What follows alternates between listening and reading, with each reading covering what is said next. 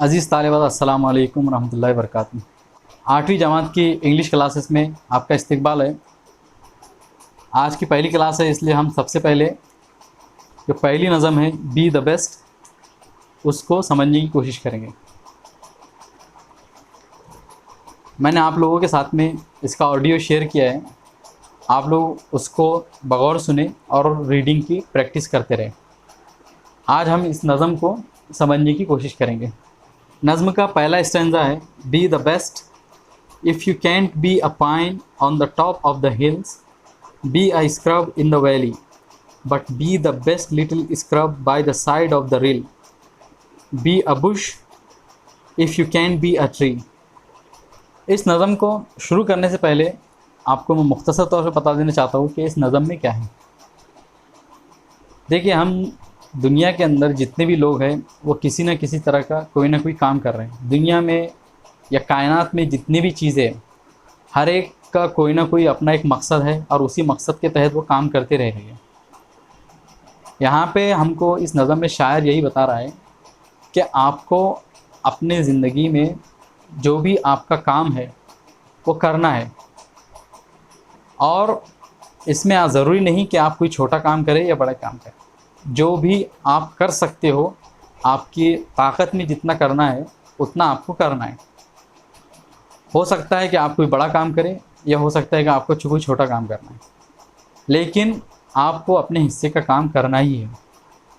और ना सिर्फ जिम्मेदारी हटा देना है, बल्कि बेहतरीन तरीके से और अपने ताकत और अपनी सलाहियत के मुताबिक जितने अच्छे तरीके से कर सकते हैं उतने अच्छे तरीके से करना है। इस नज़म में यही बात शायर ने हमें बताया है। सबसे पहले जो लाइन है, बी द बेस्ट, यानी बेहतरीन बनिए, सबसे अच्छा बनकर हमें दिखाना है, सबसे अच्छा हमें बनना है। If you can't be a pine on the top of the hill, pine का मतलब होता है सनोबर का दरख्त। सनोबर का दरख्त एक बहुत ही ऊंचा और लंबा दरख्त होता है। और हिल का मतलब होता है पहाड़ी। यानी इसका तर्जुमा क्या है कि अगर तुम किसी पहाड़ी की ऊंचाई पर एक सनोबर का दरख्त नहीं बन सकते, तो दूसरी लाइन में इसका जवाब दे रहा है कि फिर हमें क्या करना है। जब हम किसी ऊंची पहाड़ी पर सनोबर का दरख्त नहीं बन सकते तो फिर हमें क्या करना है, be a scrub in the valley. तो हमें, अगर हम बहुत ऊंचा दरख्त नहीं बन सकते तो फिर क्या करना है, स्क्रब, छोटे पौधों से ढका हुआ इलाका। छोटे पौधे, झनकार जो रहती है, दरख्त, छोटे छोटे घास फूस, इससे अगर कोई छोटा सा इलाका भी अगर झका हुआ होता है तो उसको हम कहते हैं स्क्रब। यहाँ पे साइड में आपकी मीनिंग दी गई है, an area covered with small low plants, ऐसा इलाका जो छोटे और नीचे जो सतह के दरख्त होते हैं, झाड़ झनकार होते हैं, उससे ढका हुआ हो। यहाँ पे जो शायर कह रहा है कि if you can be a pine on the top of the hill, be a scrub in the valley. अगर तुम किसी ऊंची पहाड़ी पर सनोबर का दरख्त नहीं बन सकते तो फिर क्या करना है, तो किसी छोटे से इलाके में छोटी छोटी झाड़ियों से ढका हुआ इलाका बन जाओ। लेकिन ऐसा नहीं कि आप दरख्त नहीं बन सकते, सनोबर का दरख्त नहीं बन सकते तो फिर हम कुछ भी नहीं करेंगे, नहीं, बल्कि जितना हमारी ताकत में है, जितना हमारी सलाहियत में, हम जितना हम कर सकते, अपने ताकत के मुताबिक, अपने आप में जितनी कुव्वत रखते हैं उसके मुताबिक जितना कर सकते उतना हमें करना है। तो अगर कोई बड़ा दरख्त नहीं बन सकते तो फिर छोटा ही दरख्त बन जाना है।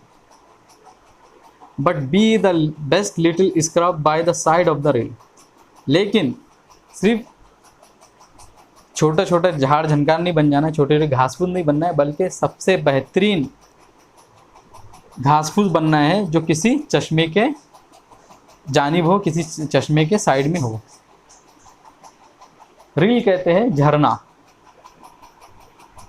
तो अगर हमें घास फूस भी बनना पड़े तो घास फूस बनो, लेकिन सबसे बेहतरीन घास फूस जो किसी चश्मे के किनारे होती है, किसी झरने के किनारे होती है, वो हमें बनना है। यानी शायर यहाँ पे ये कह रहा है कि ऐसा नहीं है, सबसे पहले तो ये नहीं कि आपको, अगर आपसे कोई बहुत बड़ा काम नहीं हो पा रहा है तो आपको नाउम्मीद हो जाना है बल्कि जितना आपकी सलाहियत में हो सकता है, आपकी कुदरत में जितना है आप उतना करना है। लेकिन अपना जो भी आप काम कर रहे हैं तो वो आपको अपने ताकत के मुताबिक सबसे बेहतर करके दिखाना है। Be a bush if you can be a tree. और अगर कोई तुम दरख्त नहीं बन सकते तो फिर छोटी सी झाड़ी ही बन जाओ। बुश का मतलब होता है झाड़ी, यानी ज़रूरी नहीं कि हर शख्स कोई बड़ा ही काम करे, हाँ ज़रूरी नहीं कि हर पौधा बड़ा दरख्त ही बने, बल्कि कुछ पौधे छोटे से छोटे भी होते हैं। लिहाजा हमें कोई बड़ा दरख्त नहीं बनना है, बल्कि अगर बड़ा दरख्त हमें बनने की ताकत नहीं तो हमें छोटा दरख्त बनना है, लेकिन कुछ ना कुछ ज़रूर करना है। तो आज के दिन हम सिर्फ एक ही स्टंजा पढ़ेंगे और फिर बाकी के जो नज़्म है हम अगली क्लासेस में देखेंगे। तो मुझे उम्मीद है कि आपको ये समझ में आ गया होगा।